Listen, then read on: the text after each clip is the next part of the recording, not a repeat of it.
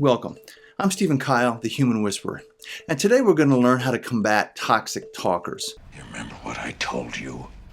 It's not over. Ever felt like you were walking into a verbal minefield? Have you ever found yourself in a conversation that spiraled out of control, leaving you feeling attacked and misunderstood? You know, like when you talk to your mom. Ma, you know I wanted that. I know, but it's an elephant, and I didn't want to invite the comparison. Today, we're diving deep into the world of conversational bullies and giving you the tools to disarm them. In this video, we'll explore the common tactics used by conversational bullies and learn how to stay calm, assertive, and maintain control of the situation. Remember, it's not about winning an argument, but about communication and maintaining healthy relationships. Just kidding. It's about winning. Before we cover how to handle these people, we first need to understand how to identify them and the most common traps. And to demonstrate these traps, this interview between Kathy Newman and Jordan Peterson is just too perfect an opportunity to show these traps and discuss how you can handle someone who uses these subtle conversational tricks to bully you into looking dumb. First, listen to the initial tone of the conversation and decide whether Kathy is approaching this interview in the spirit of open dialogue or if she has an agenda rooted in combativeness. Okay, so rather than denying the pay gap exists, which is what you did at the beginning of this conversation, shouldn't you say to women, rather than being agreeable and not asking for a pay rise, go and ask for a pay rise. Make yourself disagreeable with your boss. That tells us all we need to know to brace ourselves for what is coming. And what is coming is one of the most common tactics used by bullies, the Strawman argument. This is when someone mischaracterizes your argument in a way that is easy to refute. It is typically framed with the words, "So you're saying," for example, you say, "I believe we should invest more in renewable energy to reduce our reliance on fossil fuels." And the person responds with, "So you're saying you want to give up all our cars and live in caves? That's ridiculous." Yes, that would be ridiculous, but that wasn't the argument.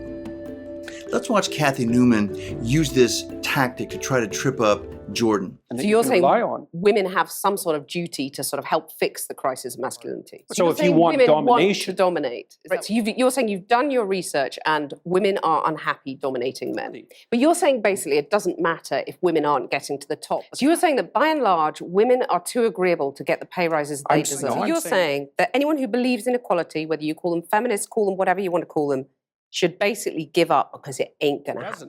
Let me just get this straight. You're saying that we should organize our societies along the lines of the lobsters. When you find yourself in a similar situation and you hear the words, "So you're saying," you're about to hear someone butcher your actual point. Don't let them get away with it. Explain your position again in clear, uncertain terms and leave no room for someone to strawman your argument. Watch how Peterson responds. But you're saying basically it doesn't matter if women aren't getting to the top because that's what's skewing that gender pay gap, isn't it? You're saying, well, that's just a fact of life. Women aren't necessarily going to get to the top. No, I'm not saying it doesn't matter either. You're saying it's a fact of life. There are multiple reasons for it. Yeah, but those reasons, why should women put up with those reasons? Why should women be content I'm not not saying to that get they to the should top? put up with it. Another tactic is the assumption of guilt. This involves making assumptions about your beliefs or intentions before you've even expressed them. Just as a straw man begins with the phrase, "So you're saying," the assumption of guilt nearly always contains the word admit. For instance, in our previous example, a bully might say, "So you admit you're against technology," even though you haven't made any larger point about technology. Let's see how Kathy uses the word guilt to impugn Jordan.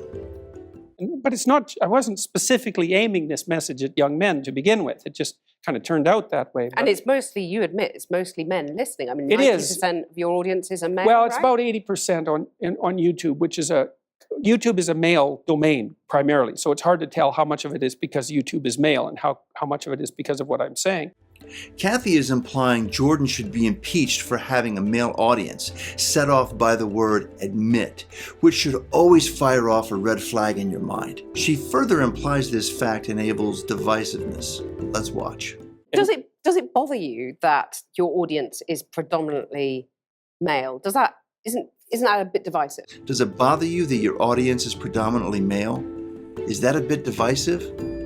This is a bully's tool used to put someone back on their heels, so watch out for it. The third most common tactic is the black and white fallacy, also called the false choice. It creates the illusion of only two choices, where in reality there are other options. An example might be if someone says to you, "If you're against building a wall between the US and Mexico, that means you're for open borders where anyone can enter the country illegally at any time." Clearly not true. A related tactic, and one that is far harder to spot, is sometimes called the lump fallacy, meaning that you're lumping multiple ideas together in an effort to impugn someone by linking a bad thing with a neutral or less bad thing. She claims Peterson's audience are angry men, but she prefaces angry with abusive, linking these ideas together. So Like, you're it's not going to say to seriously your not the followers same. now, quit the abuse, quit the anger. Well, we'd need some substantial examples of the abuse and the anger before I could detail that question. There's a lot of it out So, there. Let's take a more general perspective on that. So I've had 25,000 letters since June, something like that, from people who told me that I've brought them back from the brink of destruction. And so I'm perfectly willing to put that up against the rather vague accusations that my followers are making the lives of people that I've targeted miserable.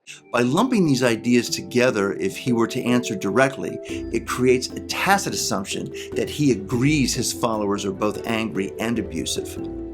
Before I go further, I'll mention one more thing. Jordan, throughout this interview, is speaking descriptively, meaning he's describing the reality of the situation. And the interviewer repeatedly attempts to link his comments as some sort of prescriptive mandate. In other words, he's talking about how the world is, and she's assuming he's talking about how the world ought to be. Here's a great example of that in action, although I could have used several. Here, Jordan was talking about the gender pay gap and provided reasons why it isn't necessarily related to gender bias. She asks Jordan why women should put up with it, which creates the underlying accusation that he thinks they should put up with it. Of course, he sidesteps this tactic easily. Let's watch. No, I'm not saying it doesn't matter either. You're saying I'm it's saying a fact there are of life. multiple reasons for it. Yeah, but and that those aren't being reasons, taken into why account. should women put up with those reasons? Embedding the question, why should women put up with it, creates presuppositions. Namely, one, that there's something to put up with, and two, that Jordan thinks women should put up with it. You need to identify that hidden presupposition to debunk it. So watch how carefully Jordan listens to Kathy's questions so he can catch what she's not saying. Why should women be put up with it? content I'm not not saying to that get they to the should top? put up with it. I'm saying that the claim that the wage gap between men and women is only due to sex is wrong. And it is wrong. There's no doubt about that. The multivariate analysis have been done. So I can give you an example. You keep on talking about Wait a second. multivariate analysis. Let me give you an example. I'm saying that 9% pay gap exists. Yeah. That's a gap between men and women. I'm not saying why it exists, but it exists.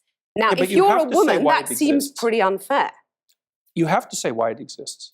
But do you agree that it's unfair? If you're a woman, Not necessarily. and on average you're getting paid 9% less than a man, that's not fair, is it? It depends on why it's happening. I can give you an example. Okay. There's a personality trait known as agreeableness. Agreeable people are compassionate and polite. And agreeable people get paid less than less agreeable people for the same job. Women are more agreeable than men. Again, a vast generalization. Some It's not women a are not more generalization. agreeable than Yes, men. that's true, but that's right. And some women get paid more than men. This moves us into how to diffuse these kind of situations, and I will say, it seems to me like he doesn't look like he's necessarily trying to change Kathy's mind, but simply to explain his position in front of an audience. What can we learn? First, do not strawman the other person's ideas, even if they're doing it to you. That is true with all the tactics seen in this interview, meaning don't engage in black and white fallacies or the assumption of guilt either. Instead, attempt to understand their arguments. When a person is speaking in a hostile and accusatory manner, sometimes it helps to suspend the conversation and reframe the discussion. You might say, look, this discussion shouldn't be about trying to prove someone wrong. It should be about reaching a better understanding of one another, even if we don't agree. So let's just talk and see if we can walk away with a broader perspective than we came in with. You'd be surprised at how often this type of reframing can disarm someone and reduce the level of combativeness. In fact, I use this as a go-to strategy in every tense conversation, and while it doesn't work every time, you will be pleasantly surprised how often it changes the tone of the conversation for the better. Next, when possible, don't try to change someone's mind, but attempt to demonstrate through their own thoughts and actions that they in fact agree with you already. Kathy asks a question, why should your rights to freedom of speech trump a trans person's right not to be offended? Again, Jordan fails to fall for the bait. Rather, he shows through her own actions that she prioritizes free speech. Let's watch. Okay, you cited freedom of speech in that. Why should your right to freedom of speech trump a trans person's right not to be offended?